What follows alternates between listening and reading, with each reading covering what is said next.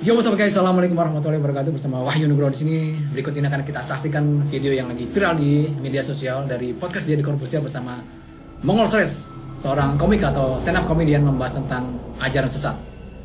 Sebenarnya pengakuan Mongol ini bukan hal yang baru. Beberapa tahun yang silam Mongol sudah memberikan kesaksiannya tentang ajaran sesat ini. Tapi karena dibahas lagi di podcast Deddy Corbuzier, cerita tentang ajaran sesat ini kembali menjadi viral. Oke guys, mari kita simak bersama podcast Deddy Corbuzier bersama Mongol Stress tentang ajaran sesat dan nanti kita bahas kaitannya dengan fenomena kondisi umat Islam saat ini. Oke guys, mari kita simak bersama. Jenderal Asia. Yo, Lu Jenderal Asia. Asia.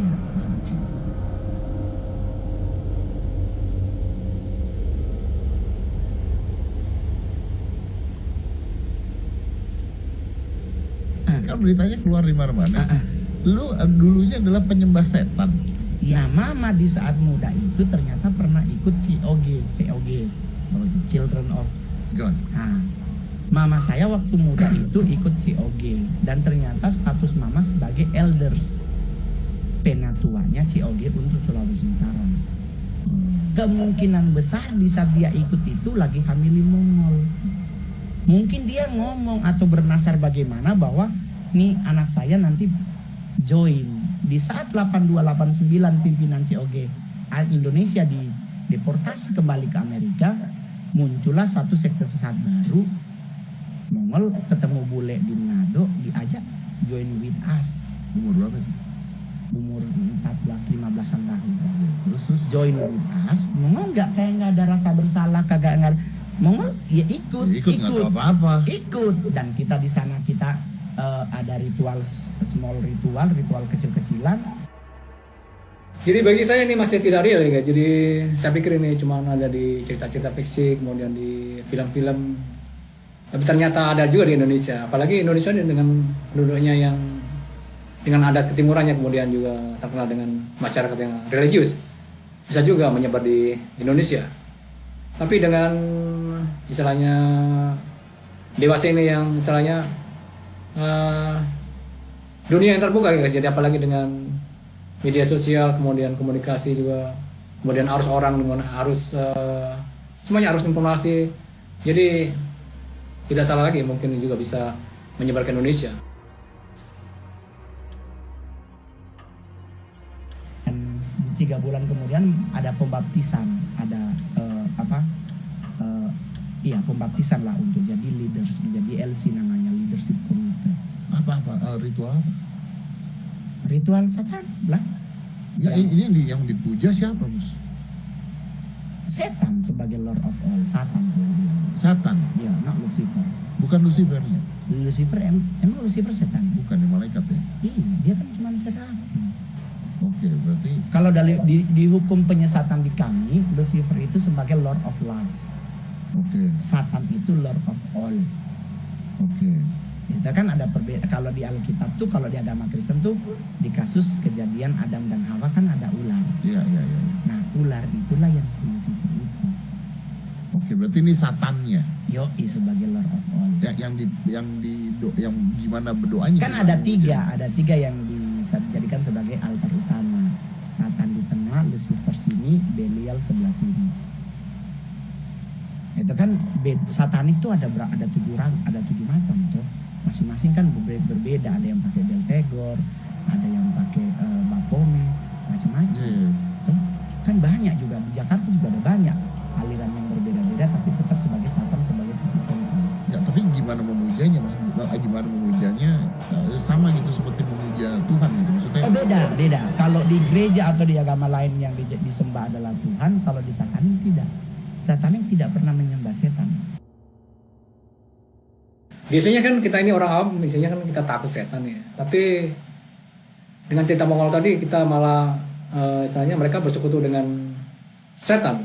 Tapi bisa mungkin juga ya guys, kalau misalnya di masyarakat Indonesia ini kan kayak ada di Nyi Blorong atau apa yang istilahnya mereka juga istilahnya kan bersekutu dengan setan. Jadi ya bisa masuk akal juga guys. Cuma mereka kan versi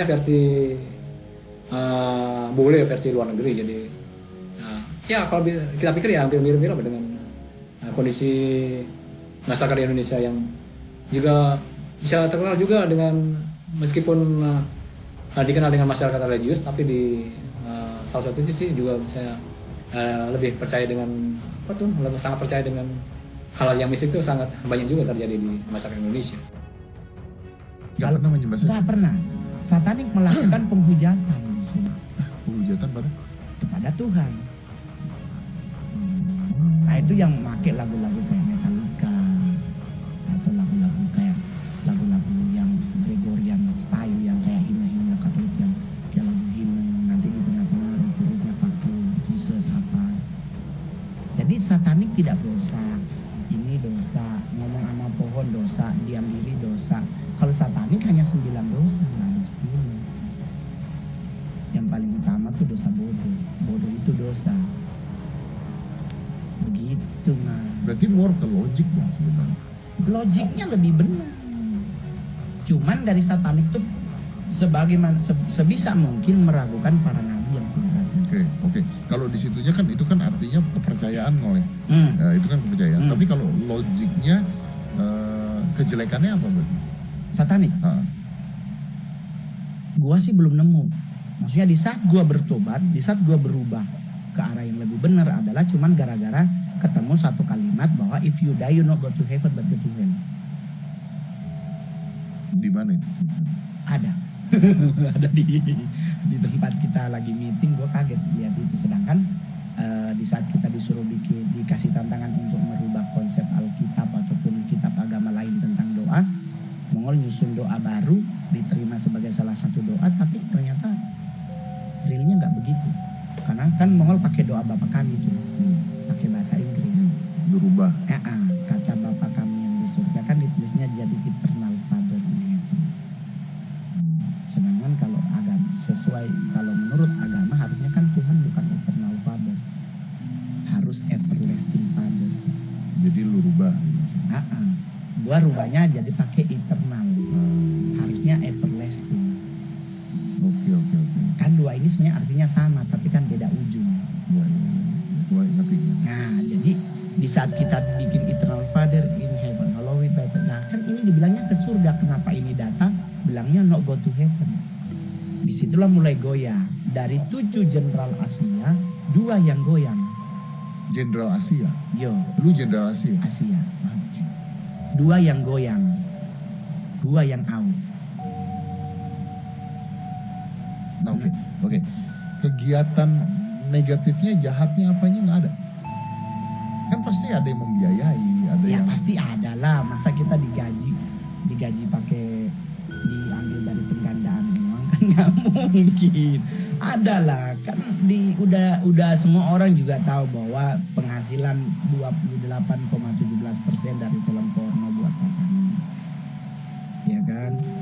Drugs buat satanik ada sekitar 30%. Kan ada pembiayaan dari situ-situ kartel nyumbang.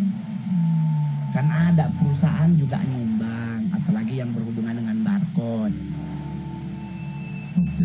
Itu kan ada sponsorshipnya. Ada kita. ritual seksnya nggak, Bu? Itu ritual terakhir namanya santap kasih bersama.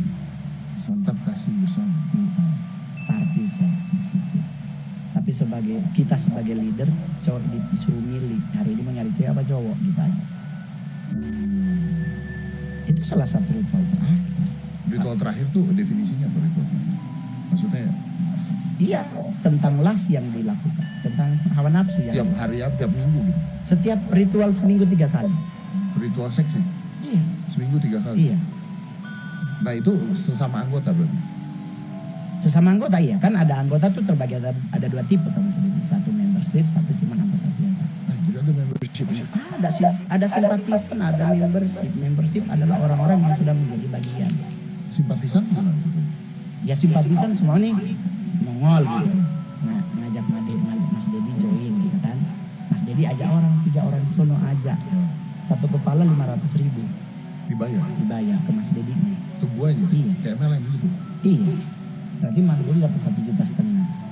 Sekarang dalam 1 kali ritual dapat 1,5 juta. Seminggu 3 kali ritual. Sebulan berapa kali ritual? Iya. Oleh saya. Pas 1,5 juta. Ya. Kerja gaji berapa Mas? Kalau UMP. Seminggu 4,5 juta. Nah, karena salah satu hal yang ditawarkan oleh salah satunya harus mewah. Nah itu di bredel nggak sih? Ditutup. Yoga, jadi dengan situasi resesi seperti ini, tawarannya seperti yang mau tadi dikatakan, seperti kalau jadi member mereka dapat gaji, kemudian kalau bawa orang juga dapat uang. Bayangkan saja kalau misalnya kita bawa satu orang 500.000, 3 orang 1,5 juta, kemudian kalau dipikir satu minggu ada 3 kali ritual udah 4,5 juta. Kalau satu bulan bisa dihitung berapa guys? Jadi 4,5 kali 4, 18 juta guys. Bayangin saja dengan kondisi yang kita, apalagi sekarang ini kita susah cari kerja, atau misalnya kalau kerja kita cuma gaji berapa, dengan ikut kegiatan mereka, kalau dihitung kan kita nggak kerja nih guys, malah itu dihitung senang-senang sama mereka nih. Yang mereka tawarkan kan adalah uang dan kemewahan, jadi sangat menggiurkan sekali tawaran-tawaran mereka ini. Meskipun itu sangat bertentangan dengan agama dan kitab suci manapun mesti istilahnya ajarannya menyembah Tuhan. Kalau mereka kan bersekutu dengan setan guys. Saat ini sih masih ada mereka, tapi udah underground. Banyak di Tanah Abang ada, di Pondok Indah, Kelapa Gading ada. Tinggal buka aja tuh, webnya ada. Webnya juga Ada, cari lokal satan. Ada tuh, dibuka bebas tuh bisa. Cuman kan kadang-kadang kita nih orang terlalu parno mas. Indonesia tuh adalah negara paling parno di dunia salah satunya. Kalau ada situs satan jangan dibuka, nanti diserang. Adalah buka-buka aja, gak masalah kok. Kenapa kita harus takut sama setan? Karena memang cuma orang Indonesia jujur ya. Orang Indonesia aja yang kalau ke kuburan permisi. Di negara lain, di Inggris, di Jerman, di Rusia, kubur dijadiin tempat berkemah. Indonesia keinjak kubur orang minta maafnya sampai membungkuk. Iya benar. Maka waktu kecil aja tuh diajarin, misalnya lu mau pipis di mana lu permisi dulu. Permisi. Gitu. Itu tuh diajarin sama orang tua. Iya. Permisi sama siapa itu? Nah pertanyaannya sama kayak kita ke kuburan. Pakai dehem loh. Misi. Iya. Bayangkan kalau dia nyaut silakan. Mampus lu. Bener iya. Cuman Indonesia yang kemana-mana permisi. Ada set kuntilanak di atas pohon, ini di satu jalan. Orang rela lo muter sekilo, nggak mau lewatin tuh pohon. Cuman Indonesia, di Amerika, Church of Satan di San Francisco open itu kok, mereka open house bahkan setiap minggu bisa orang datang untuk belajar. Terserah tuh ya. Iya, karena memang tidak pernah diajarin nyembah setan, yang dilakukan hanya menghujat Tuhan. Tapi dia tidak diajarkan untuk membunuh, untuk nggak ada. Nggak ada kecuali para pengkhianat. Pengkhianat, ada pengkhianat. Iya, seperti kita lah, seperti Mongol. Anda kok masih hidup bro? Ya gue pegang teguh firman yang gue dapat bahwa iblis tidak akan pernah bisa menjadi. Try to believe, Thomas. Kan kita harus mempunyai konsep bahwa kita harus percaya. Sama juga dengan teman-teman kan orang Islam. Gimana sih Ngol? Biar kita nggak terpapar dengan aliran sesat. Gampang. Rajin tadarusan solusinya. Lu mau sholat Jumat juga boleh, tapi kan kadang-kadang lu datangnya udah mau khotibnya udah mau selesai khotib. Kok ngerti tadarusan sih? Lah karena gue tahu mas, karena tadarusan itu adalah momen lu baca Al-Quran, ngatamin Al-Quran dengan sendirian. Iya, tapi kan Salah nggak salah pasti ada yang ngebenerin loh mas. Kayak ada suara, oh ini salah kali, ini salah baca nih. kok lu tahu? Ya gue tahu, masa gue nggak tahu, kan itu fungsi sekolah dan belajar. Enggak, lu kan bukan muslim. Iya kan gue belajar banyak. Jadi maksudnya kalau terus sasarannya yang paling benar mas, sasaran satanik saat ini tidak ke orang tua. Jadi mohon maaf Mas Dedi udah nggak jadi target. Hah? Tunggu bentar. Jadi gua nggak bisa member gitu maksudnya? Udah nggak bisa jadi target. Karena? Udah punya anak. Kenapa kalau punya anak nggak bisa? Nggak boleh. Kenapa? Bisa ikut yang satanik yang lain. Kalau satanik yang Church of Satan hanya mencari anak muda. Karena Mas Dedi pasti udah tidak labil. Yang dicari anak muda yang labil. Yang bisa diisi. Yo Ico, yang labil-labil ditawarin iPhone 12. Jadi gitu, ditawarin sesuatu yang mereka pingin. Dan duniawi juga. Yo Icoy. Bayangkan dapat gope setiap bawa orang. Kalau boleh gue bawa 10 teman kamu, teman kuliah, teman sekolah. Yoga jadi sangat menarik sekali cerita tentang ajaran sesat ini. Apalagi kalau kita tadi bahas tawaran-tawaran yang menggiurkan kayak dari kelompok mereka ini. Jadi kalau dari pemahaman tentang ajaran sesat yang dipaparkan Mongol ini secara teologis sebenarnya tidak ada yang baru tentang bagaimana setan dengan segala daya upayanya berusaha menyesatkan manusia. Karena memang dari awal tuh permusuhan iblis yang disebutkan rasa dengki, di mana iblis menolak perintah Allah untuk bersujud kepada Nabi Adam seperti termaktub dalam surat Al-Baqarah ayat 34. Karena dia merasa lebih baik dari Nabi Adam, yang kemudian hal itu membuat setan atau iblis berikrar untuk menyesatkan manusia dengan terus-menerus menggoda manusia dengan terutama dengan iming-iming nikmatnya kesehatan dunia. Jadi pertama tadi yang disebutkan Mongol tadi ya guys, terutama kalian yang masih muda-muda kemudian labil, nah itulah sasaran yang sangat empuk bagi mereka. Jadi untuk menghindari itu dekatlah dengan orang-orang yang misalnya pandai dalam hal beragama, kemudian ngaji dan lain sebagainya, yang mengisi jiwa kita dengan ilmu-ilmu agama agar kita terjauh dari godaan-godaan setan seperti itu.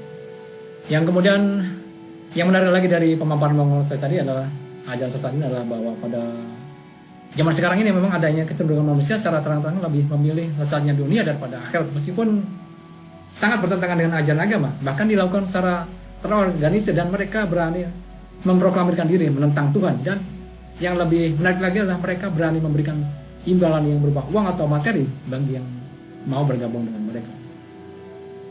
Dalam skala yang berbeda, sebenarnya hal ini tidak beda jauh dengan kondisi umat Islam saat ini, di mana kalau kita lihat, apalagi kita lihat di TV atau media-media sosial, sebagian besar umat Islam saat ini lebih mencintai dunia dan rela mendapatkan nikmat dunia meskipun harus berbuat dosa karena harus melanggar larangan agama.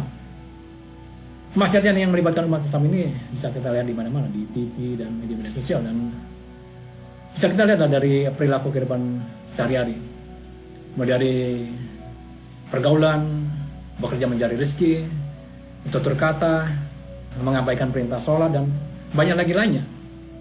Agama tidak lagi menjadi pertimbangan utama bila kita akan melakukan sesuatu, tapi sebaliknya menempatkan kepentingan dunia menjadi prioritas utama. Padahal agamalah yang akan menyelamatkan kehidupan kita di dunia dan akhirat. Semoga kita segera sadar bahwa hanya dengan berpegang teguh pada agama, Allah lah yang akan menyelamatkan kita di dunia dan akhirat. Semoga Allah memberi kekuatan dalam menjalani kehidupan dunia yang penuh dengan tantangan dan godaan yang menyesatkan, dan kita selalu berada di jalan yang dirahmati dan diberkahi Allah Subhanahu wa taala. Wassalamualaikum warahmatullahi wabarakatuh.